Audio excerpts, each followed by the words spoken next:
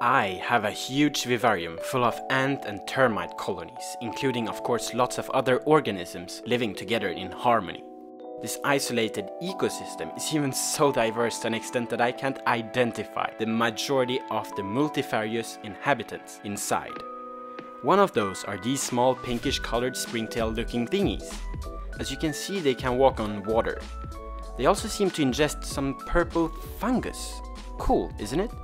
Without initially identifying these organisms, we do together discover their hidden diets and behaviors instead of searching for their known demeanors, which I think truly makes this a rather objective way of presenting what I hopefully could call a nature show. Ha! No way! A nature show? What an imbecile. Yeah, definitely. Very funny, guys. Okay, but whatever you care about small pink organisms basically eating purple garbage in my vivarium, I do think you right now should invest some time in coming along to discover the hidden stories that this vivarium generates daily. Today we're especially focusing on our poor silver weaver ants and the notorious argentine ants. Welcome and enjoy.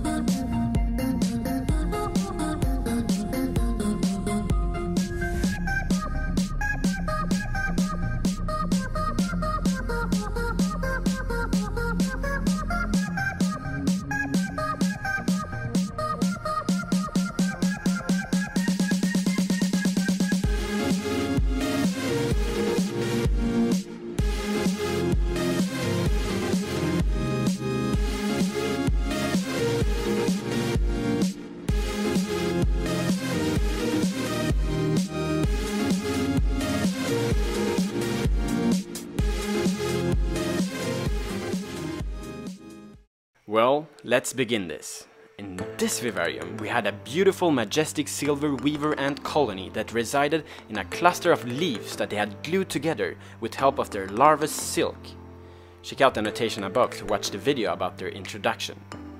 They were curious and entertaining as they not only foraged all over the vivarium, but also tended aphids time to time.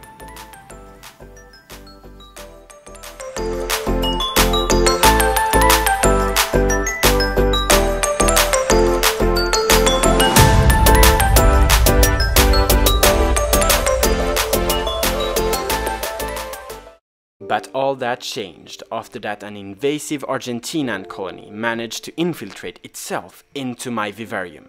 I made a video especially about these guys and included an important poll whereby my lovely subscribers, you, just barely voted for me to keep them in. Which I found fair, as it not only makes it more natural, but it also provides us a god's eye view upon what impact invasive species like these has on an established ecosystem. And in all honesty, they delivered. Remember these sort of sand fortresses I asked about in the previous Argentine ant video? The Argentines had for a fact built them, but for what purpose? What I did not see was that the answer was in the video. After I carelessly destroyed one of them, the answer is revealed. See if you have better eyes than I do.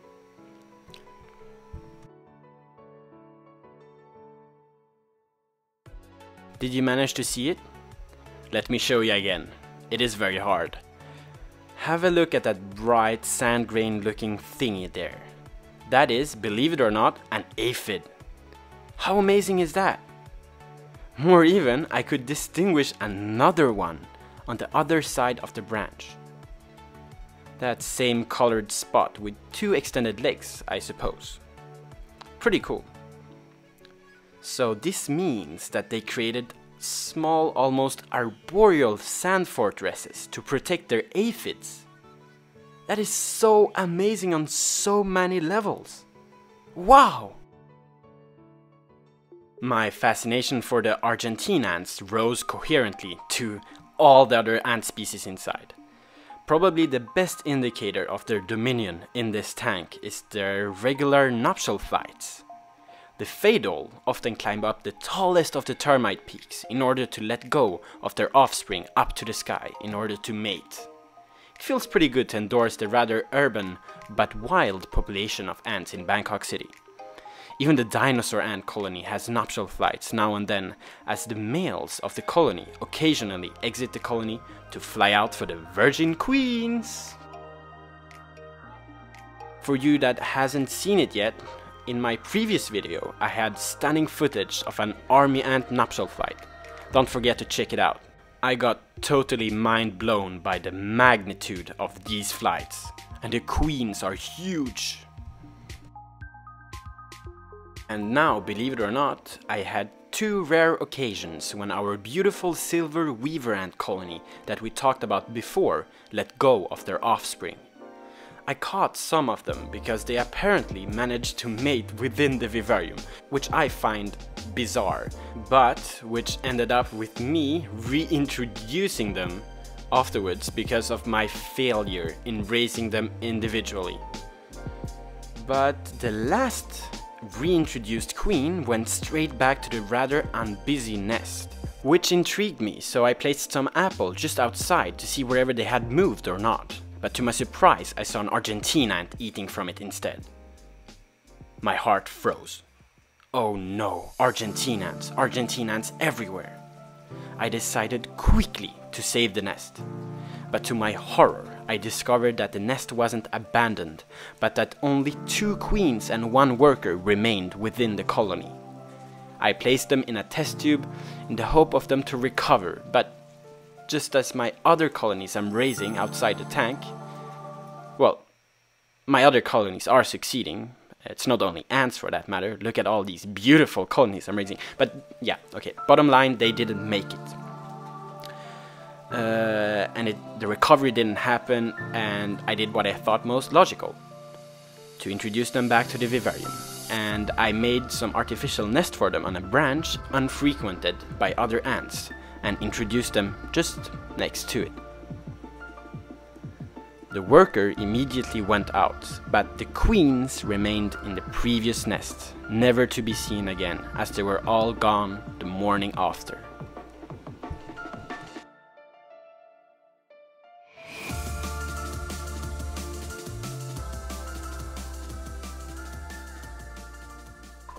This is all sad stuff, but I should not make it any more dramatic, even though I really enjoyed observing these guys after a tough day at school or just whenever.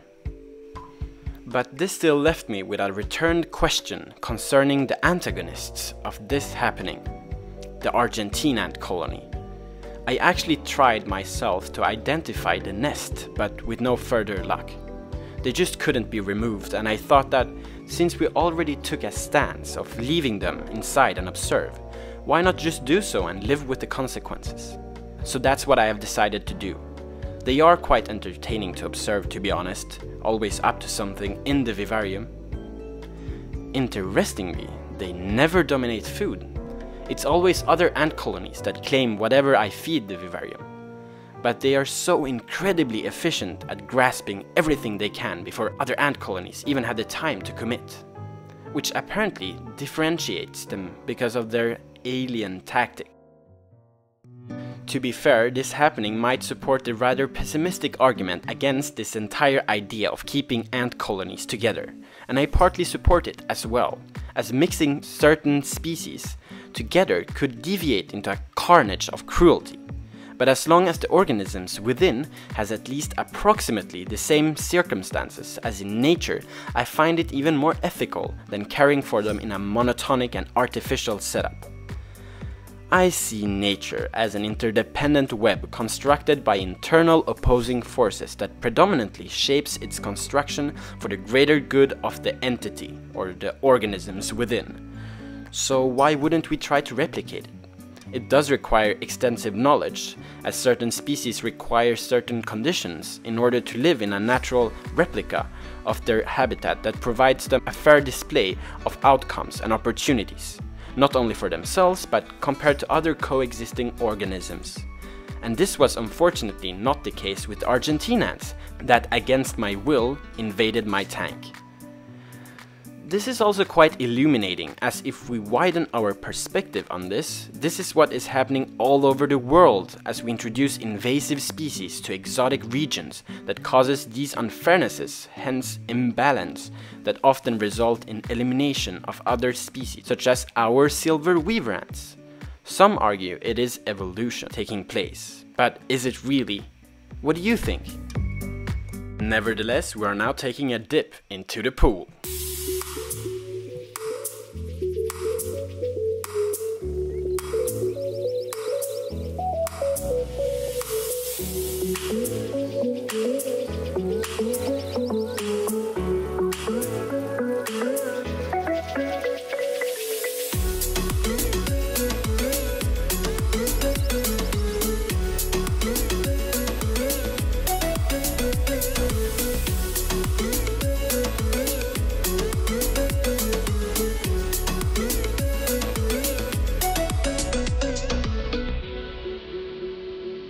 As you can see, there's lots of algae that has grown in the lake, and at first I was counting on the sea snails to care for it, but no, even they had a hard time with it.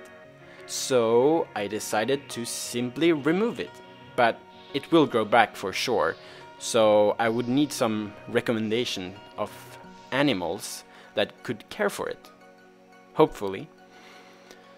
I put all algae inside a box as well in order to visualize eventual organisms stuck or living inside. But to my surprise, nothing at all. But I do plan to increase the aquatic biodiversity of the tank significantly soon, as it will stabilize the conditions within. But now is unfortunately the time for me to say goodbye. But don't worry, as a lot of things has happened. Most are great, such as the appearance of the Shy Union's royalty. But some unfortunately aren't as great. Or are they? Hehe, have a fantastic day, as Mr. Breakdance Millipede and I wishes you a great time until the next quite interesting vivarium update. Long live our kingdom!